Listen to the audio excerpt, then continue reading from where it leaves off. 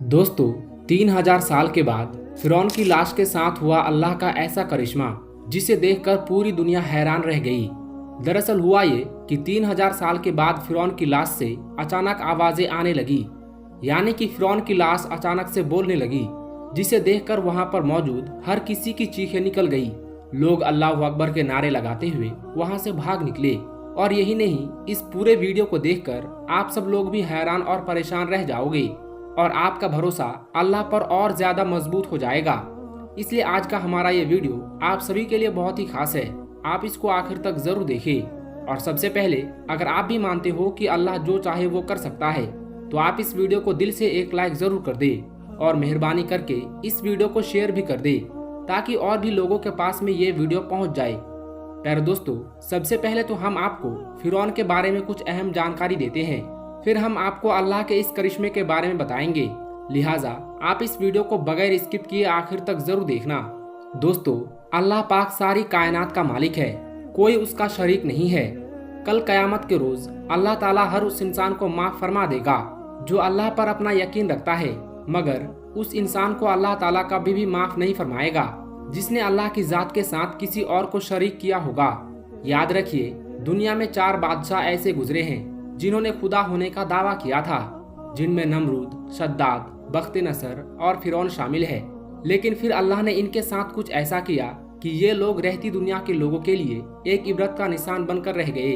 इनमें से एक था फिरौन, जिसकी आज हम बात करेंगे, जिसकी लाश आज 3000 साल गुजर जाने के बाद भी वैसे ही सही सलामत है। और कुरान पाक के फरमान के मुताबिक कयामत तक फिरौन की लाश ऐसे ही मौजूद रहेगी। दोस्तों, कुछ मुद्दत पहले की बात है, दुनिया का कोई भी इंसान ये नहीं जानता था कि खुदा होने का दावा करने वाले फिरौन की लाश के साथ में क्या हुआ है, यानी उसकी लाश कहां पर चली गई, इसके साथ क्या हुआ होगा।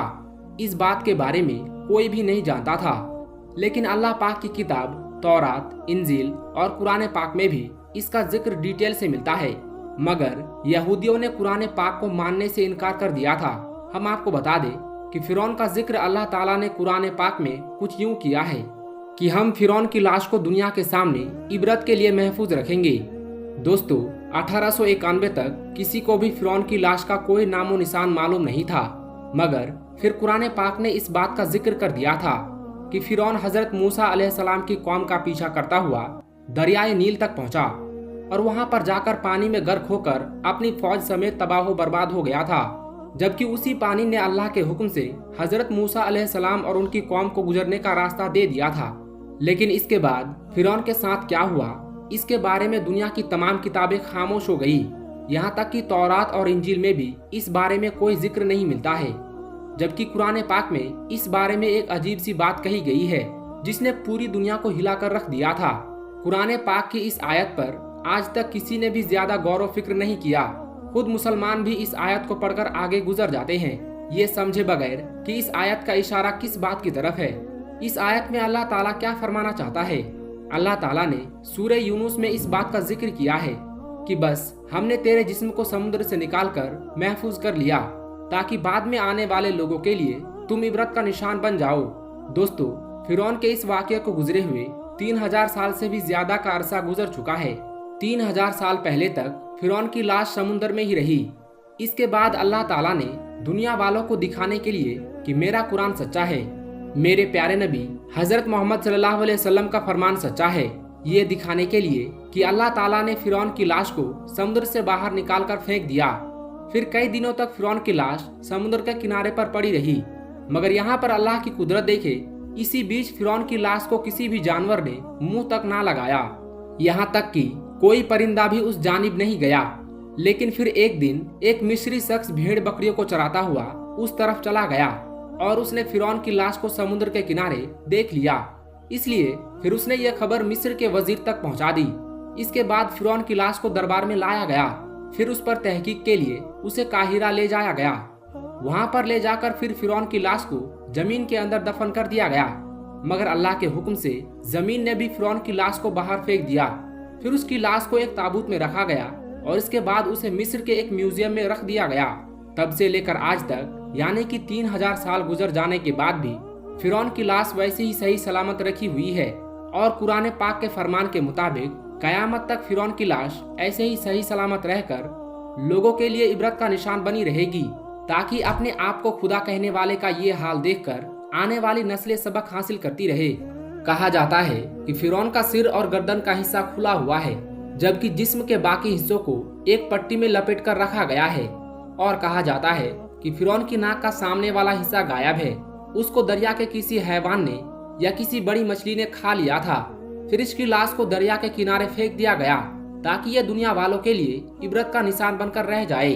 दोस्तों, इसके बाद से फिरौन की लाश वैसे ही रखी हुई है और हजारों साल गुजर जाने के बाद आज भी फिरौन की लाश पर गोश्त वैसे ही तरोताजा मौजूद है।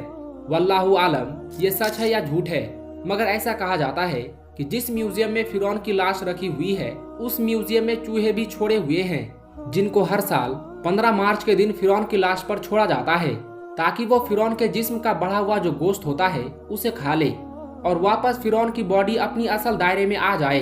इसके बाद फिरौन की लाश की ड्रेसिंग की जाती है और फिर उसको वापस शीशे में बंद कर दिया जाता है। इसके बाद 1 साल तक वैसे ही वो शीशे में बंद रहती है। फिर जब अगले साल 15 मार्च का दिन आता है तो उसे फिर से वापस बाहर निकाला जाता है और उसकी बॉडी पर चूहे छोड़े जाते हैं और फिर वापस ड्रेसिंग करके शीशे में बंद कर दिया जाता है। दोस्तों, यही वजह है कि आज हजारों साल गुजर जाने के बाद भी फिरौन की लाश सही सलामत है। आज पूरी दुनिया अपनी आंखों से देख रही है कि अल्लाह ने किस तरह से फिरौन की लाश को महफूज करके रखा है, किस तरह से दुनिया भर के लोग फिरौन की लाश को देखने के लिए पहुंच रहे हैं। वो फिरौन जो कभी अपने आप को खुदा कहता था, किस तरह से आज उसकी मम्मी पड़ी हुई है। देखने वालों के लिए ये एक इबरत नहीं है तो फिर क्या है कि हजारों साल गुजर जाने के बाद भी फिरौन की लाश सही सलामत वैसे ही पड़ी हुई है। दोस्तों, नेशनल जियोग्राफी की तरफ से अभी एक ऐसा वीडियो सामने आया है जिसमें देखा जा सकता है कि फिरौन की लाश पर जब किसी बात को लेकर तहकीक की जा रही थी तो उस वक्त अचानक से फिरौन की लाश से कुछ आवाजें आने लगी। कहा जा रहा है कि फिरौन के जुबान से जो अल्फाज निकले थे वो इब्रानी जबान के अल्फाज थे और समझने वालों ने बताया कि फिरौन की जबान से जो अल्फाज निकले थे उनका मतलब पता नहीं है। कुछ कहते हैं, यानी कि कुछ लोगों का ये कहना है कि फिरौन की लाश अब अल्लाह अल्लाह पुकार रही है। हालांकि कुछ साइंसदानों का ये भी कहना है कि पूरी दुनिया में इस वक्त इब्रानी जबान बोलने वाला कोई आदमी नहीं मिला और ना ही इस भाषा को समझने वाला कोई जाहिरी तौर पर मिलता है। इसलिए ये नहीं कहा जा सकता है कि फिरौन की लाश से जो अल्फाज निकले हैं, यानी कि फिरौन ने अपनी जबान में कुछ बोला है, उसका असल में क्या मतलब होता है। लेकिन फिरौन के इस वाक़ये को देखकर और सुनकर आज गैर मुस्लिम भी इस बात को मानने पर मजबूर हो गए हैं कि बेशक अल्लाह का कुरान पाक सच्चा है और अल्लाह के प्यारे नबी हजरत मोहम्मद सल्लल्लाहु अलैहि वसल्लम का हर फरमान सच्चा है।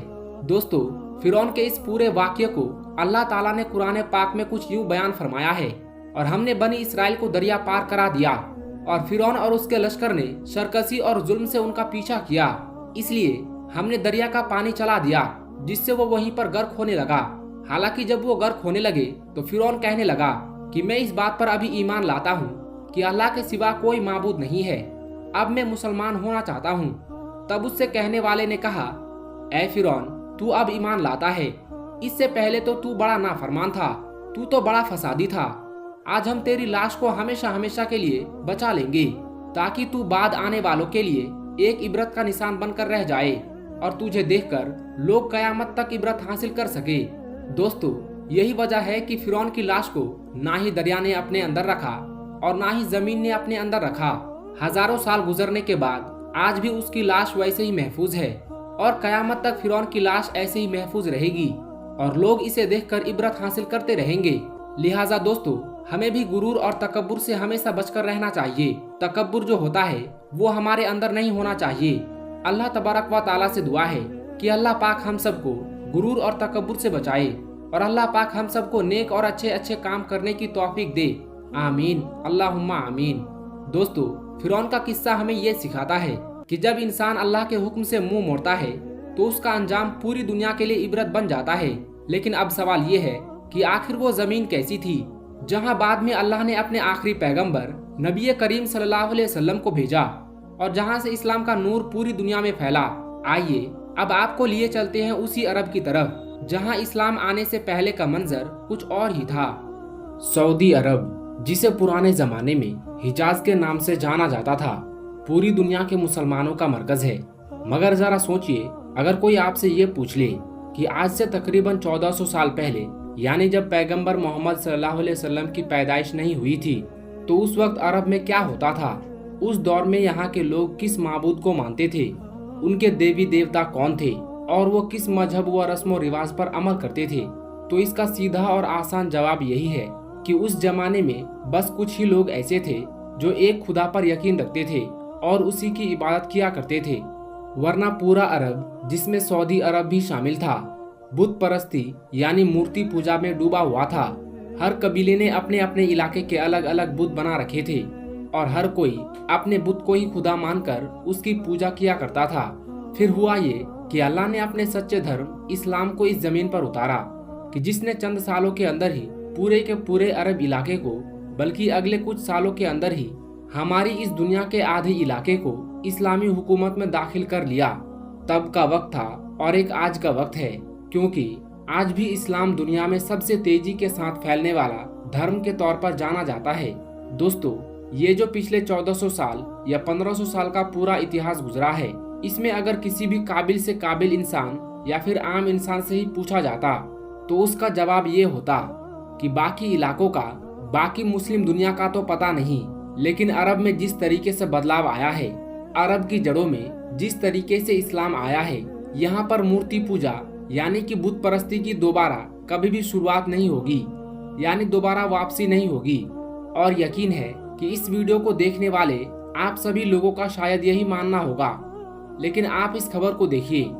यहाँ पर हम सऊदी अरबिया से जुड़े हुए उस मुद्दे की, यानी कि उस खबर की डिटेल में बात करेंगे ही कि जो पिछले कुछ दिनों से पूरी दुनिया में काफी तेजी के साथ वायरल हो रही है और जिसने दुनिया भर के लोगों को हैरान परेशान कर दिया है, खासकर मुस्लिम दुनिया में रहने वाले लोगों के होश उड़ा रखे हैं। लेकिन उससे पहले हम नजर डालते हैं एक हदीस के ऊपर। हजरत आयशा सिद्दीका रजी अल्लाह ताला अन्हा से मरवी है कि हुजूर अकरम सल्लल्लाहु अलैहि वसल्लम ने फरमाया कि उस वक्त शब रोज का सिलसिला खत्म ना होगा, यानी कि कयामत नहीं आएगी जब तक दोबारा से लात और उज्जा की इबादत नहीं की जाएगी।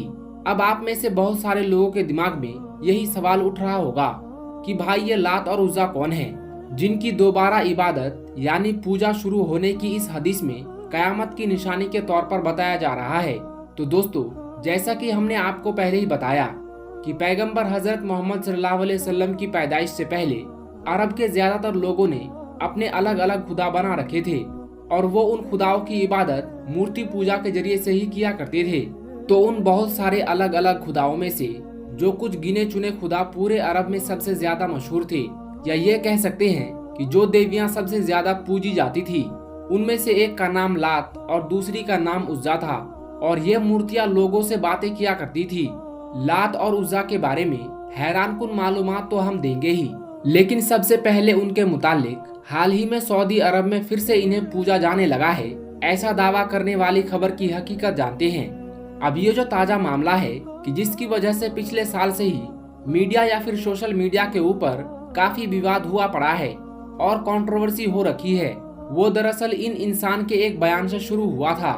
इनका नाम है उस्मान इब्ने फारूक। ये दरअसल एक पाकिस्तानी अमेरिकन स्कॉलर है कि जो अक्सर नास्तिक लोगों से या फिर कभी कभार क्रिश्चियन वगैरह लोगों से डिबेट करते हुए नजर आते हैं, यानी उनको इस्लाम की दावत देने के लिए ये जाने जाते हैं। अभी हाल ही में जब ये एक पॉडकास्ट में गए थे तो इन्होंने किसी बात का जवाब देते हुए ये कहा था कि सऊदी अरेबिया के अंदर लात और उज्जा की एक बार फिर से इबादत शुरू हो गई है। ये कह रहे हैं कि भले ही ये कम्युनिटी अभी बहुत छोटी है और बहुत ही कम लोग और जो भी है वो अपने घरों पर या फिर दूसरी खुफिया जगहों पर ही ये करते हैं, लेकिन हाँ, इनके पास ठोस सबूत है कि ऐसा सऊदी अरेबिया के अंदर हो रहा है और वो भी ये स्टैचू किसी म्यूजियम वगैरह में या किसी दूसरी जगह पर नहीं बल्कि घरों पर है और इन्हीं स्टैचू की इबादत की जा रही है। वैसे तो दोस्तों, इस पूरे मैटर को सुनकर जैसा कि हमने पहली बार में सोचा था, आप भी यही सोच रहे होंगे कि शायद ये कोई पब्लिसिटी स्टंट तो नहीं, इन्होंने ऐसा ही बयान दे दिया होगा थोड़ी बहुत शोहरत जमा करने के लिए। लेकिन दोस्तों, जब आप लोग इस मैटर की गहराई में जाएंगे, गूगल वगैरह पर सर्च करना शुरू करेंगे, तो आपको पता चलेगा कि ये कोई नई और अजीब बात नहीं है, बल्कि पिछले कुछ सालों से लगातार ये देखा गया है कि सऊदी अरेबिया के अंदर एक खास तबका इस चीज को सोशल मीडिया पर बकायदा प्रमोट कर रहा है और इस तरीके की कैंपेन चला रहा है कि ये जो लात और उज्जा मनात वगैरह ये जो बुत है ये हमारे इतिहास का हिस्सा है। तो इसीलिए सऊदी गवर्नमेंट को चाहिए कि इनके स्टैच्यू को बकायदा एक बार फिर से वापस लाया जाए और म्यूजियम वगैरह के अंदर रखा जाए, ताकि ना सिर्फ बाकी दुनिया जो यहाँ पर आती है वो इन चीजों को देख सके, बल्कि सऊदी अरेबिया के लोग भी अच्छी तरह से जान सके कि लात उज्जा और मनात क्या है और ये हमारे इतिहास का अटूट हिस्सा है। और शायद यही वजह है कि जब एक अमेरिकन स्कॉलर पॉडकास्ट में इस तरीके की बात करता है तो बाकी दुनिया के मुसलमानों ने इन बात को लाइटली नहीं लिया, बल्कि बहुत ज्यादा सीरियसली लिया, क्योंकि पिछले कुछ सालों से सऊदी अरेबिया में सोशल मीडिया के ऊपर लात और उज्जा का जो कैंपेन है वो कहीं ना कहीं नजर तो जरूर आया है। अरब कौम हजरत इस्माइल अलैहिस्सलाम की नस्ल से ताल्लुक रखते हैं। ये लोग पहले तौहीद परस्त थे और दीन इब्राहिम पर थे, लेकिन फिर इब्लीस ने उन्हें कुफ्र शिर्क और बुत परस्ती में मुब्तला कर दिया। मुशरिकीन अरब के बहुत सारे बुत थे, लेकिन इनमें 3 ज्यादा अहमियत और शोहरत रखते थे। इनके नाम लात, उज्जा और मनात थे। लात, मनात और उज्जा को अरब जमानाए जाहिल से ही पूजते चले आते थे। वो उनके आगे कुर्बानी करते, उनसे मन्नतें मांगते और उनका बड़ा एहतराम करते थे। अरब लात, मनात और उज्जा इन तीनों बुतों को ही मानते थे। लफ्ज उज्जा इज्जत से निकला है, जिसके मानी सबसे ज्यादा काबिल इज्जत के हैं। मशहूर अरब कबाइली बनु कुरैश, बनु सलीम, बनु अतफान, बनु शकीफ, बनु कनाना, ओसो खजरज उज्जा देवी की पूजा किया करते थे। इतिहासकारों ने लिखा है कि लात, मनात और उज्जा तीनों बहनें हैं, जबकि कुछ ने लिखा है कि लात और मनात बहनें हैं, जबकि उज्जा इन दोनों की माँ है। मुशरिकीनों के अकायद के मुताबिक लात अमनो खुशहाली, रहम और इंतकाम की देवी थी, जबकि मुसाफिर अपना सफर शुरू करने से पहले लात से अच्छे मौसम और हिफाजत के लिए दुआएं किया करते थे। लात के तमाम बुतों में देखा गया कि उसके एक हाथ में खजूर की साख होती थी और वो एक शेर पर सवार रहती थी, जिसे अरब असद उल आद कहते थे। मनात को किस्मत, दौलत, इज्जत और मौत की देवी माना जाता था और कुरैश इसको बहुत ज्यादा अहमियत देते थे। कुरैश खाना काबा के गिर्द तवाफ के दौरान इन बुतों का नाम लगाकर नारा लगाया करते थे। दरअसल लात, मनात और उज्जा के 3 बुत खानाए काबा में भी रखे हुए थे, लेकिन ये सिर्फ अलामती बुत थे। असल बुत जिनके मंदिर बने हुए थे वो जाते अकर के इलाके में थे, जहां अरब के दूर दराज के इलाके के लोग आकर उनकी पूजा किया करते थे और चढ़ावे चढ़ाते थे। इन बुतों के सामने कुर्बानी गाहें भी होती थी, जहां जानवरों को जिबा किया जाता था। अरब ये मानते थे कि ये बेटियां नाउजुबिल्लाह अल्लाह की बेटियां हैं, अस्तगफिरुल्लाह। अरबों के नजदीक उज्जा इज्जत, हिफाजत, नस्ल में बरकत, हुस्न, जज्बात और मोहब्बत की देवी थी। दरअसल इन बुतों के साथ 3 शैतानी चुड़ैल थी। ये शैतानी औरत थी, यानी मादा शैतान यानी जिन्नी। इन बुतों की देखभाल और लोगों को इनकी हिफाजत के तरीके सिखाने के लिए मंदिर में पुजारी होते थे, जो लोगों को गुमराह करते और इसके एवज बुतों पर चढ़ावे की चीजों को खुद समेटते थे। उज्जा का ये जो बुत खराज नामी एक बस्ती में था, ये एक शानदार मंदिर था। मंदिर के सामने थोड़े फासले पर झाऊ के 3 दरख्त थे।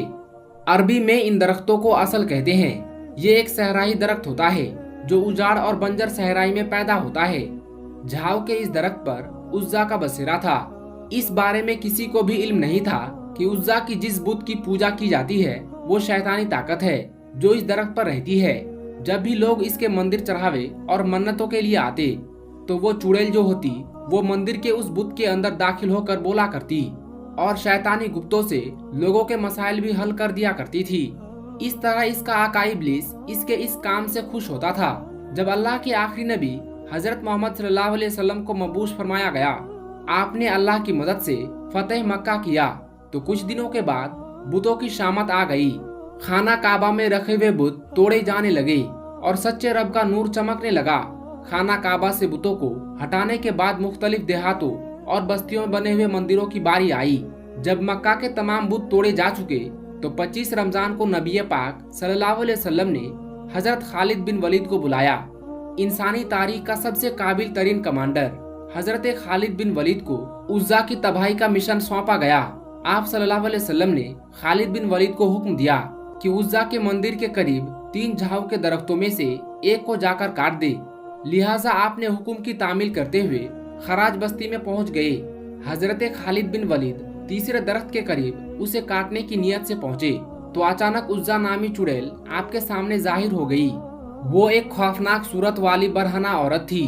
वो शोले बरसाती आंखों से हजरत खालिद बिन वलीद को घूरने लगी। अचानक मंदिर का पुजारी बुलंद आवाज से पुकारा कि ए उज्जा, खालिद को कत्ल कर दे। अगर तूने खालिद को कत्ल ना किया तो आज तू जलील और रुस्वा हो जाएगी। उज्जा हजरत खालिद की तरफ बढ़ी। आपने तलवार निकाली, अल्लाह का नाम लेकर उज्जा पर हमला कर दिया। पहले ही वार में उज्जा का सर तन से जुदा हो गया। उसके जमीन पर गिरते ही उसका जिस्म जलने लगा। थोड़ी देर के बाद आपके सामने कोयले का ढेर मौजूद था। हजरत खालिद बिन वलीद ने उज्जा को कत्ल करने के बाद उसके बुत को भी टुकड़े टुकड़े कर दिया। फिर उसके बाद मंदिर के पुजारी को भी कत्ल करके वापस रवाना हुए। आपने वापस आकर सारा वाकया नबी करीम सल्लल्लाहु अलैहि वसल्लम को सुनाया। इस पर आप सल्लल्लाहु अलैहि वसल्लम ने फरमाया, ये उज्जा थी, अब ये हमेशा के लिए खत्म हो गई। इस तरह सदियों तक पूजी जाने वाली ये शैतानी ताकत का खात्मा नबी करीम सल्लल्लाहु अलैहि वसल्लम के हुक्म से सैफुल्ला यानी खालिद इब्ने वलीद के हाथों से हुआ। फिलहाल बस इतना समझिए कि उसके बाद ना सिर्फ लात और उज्जा जैसे बड़े बड़े बुत खानों को खत्म किया गया, बल्कि खाना काबा के अंदर भी जो 360 के करीब अलग अलग तरह के बुत मौजूद थे उनको भी खत्म कर दिया गया। और तब से लेकर आज तक लगातार सऊदी अरबिया के इलाकों ने बहुत कुछ बदलते हुए देखा है। अलग अलग सल्तनतें कायम हुई, अलग अलग बादशाह सल्तनत की गद्दी पर बैठे, मगर फिर भी ये लात और उज्जा जैसे इनके पुराने ऐतिहासिक बुतों का यहाँ पर वापस आना तो दूर, बल्कि ना तो इनका कोई नाम लेने वाला मौजूद था और ना ही किताबों वगैरह में इनका कोई खास जिक्र नजर आता था। लेकिन जैसा कि हम जानते हैं कि अब ये 2026 है और सऊदी अरेबिया में पिछले 8 या 10 सालों के अंदर इतनी तेजी के साथ बदलाव होता हुआ दिखा है और अभी भी बदल रहा है कि जितनी तेजी के साथ पहले कभी सदियों में भी नहीं हुआ होगा। और जैसा कि हम सब जानते हैं कि ऑलरेडी सऊदी हुकूमत इस तरह के बहुत सारे म्यूजियम बना रही है और अपनी पुरानी से पुरानी चीजों को ढूंढकर वहां पर लेकर भी आ रही है। इसलिए यहाँ कोई ज्यादा हैरानी की बात भी नहीं होगी कि अगर हम फ्यूचर में देखें कि सऊदी हुकूमत की तरफ से वहाँ के किसी नए या पुराने म्यूजियम में इस तरह के स्टैचू लाकर रखे जाए, क्योंकि इससे पहले भी सऊदी अरेबिया की हुकूमत इस तरह के कई सारे कदम उठा चुकी है कि जिस पर उसको पता था कि पूरी दुनिया के मुसलमानों की तरफ से उसको खूब विरोध देखने को मिलेगा। मिसाल के तौर पर सऊदी अरेबिया में वो एक मशहूर इलाका है जिसको मदाइने साले या अल उला के नाम से भी जाना जाता है, जहाँ पर पैगंबर हजरत मोहम्मद सल्लल्लाहु अलैहि वसल्लम ने लोगों को जाने से मना किया था, क्योंकि इस जगह पर हिस्टोरिकली किसी दौर में खुदा का अजाब नाजिल हुआ था। तो उस जगह को सऊदी हुकूमत ने न सिर्फ एक टूरिस्ट डेस्टिनेशन में बदला, बल्कि वहाँ पर तो आज के दौर में रात के अंधेरे में खूब पार्टीज वगैरह का भी इंतजाम किया जाता है। प्यारे दोस्तों, अभी कुछ ही अरसे पहले की बात है जब सऊदी अरब में मूवीज सिनेमा पर लगाया गया अपना 40 साल पुराना बैन खत्म कर दिया और अपना पहला कमर्शियल सिनेमा हॉल यानी थिएटर ओपन कर दिया, जिस पर दुनिया जहान से कई तरह के लोगों ने इस पर चर्चा करनी शुरू की। हजारों मुसलमानों ने सऊदी अरब के इस कदम पर मायूसी जाहिर की और वहीं पर कई लोग ऐसे भी थे जिन्होंने सऊदी गवर्नमेंट की इस जिद को अप्रिशिएट किया और इस बात पर खुशी मनाई कि सऊदी अरब भी अब नई दुनिया के साथ कदम से कदम मिलाकर चलने के लिए तैयार हो रहा है। लेकिन अभी इस बात को पूरी तरह एक्सेप्ट भी नहीं किया गया था कि खबर आई कि पिछले दिनों सऊदी अरब में पहला अल्कोहल स्टोर यानी शराब की दुकान खोल दी गई है। यानी अब शराब की खुलेआम खरीदारी होने लगेगी।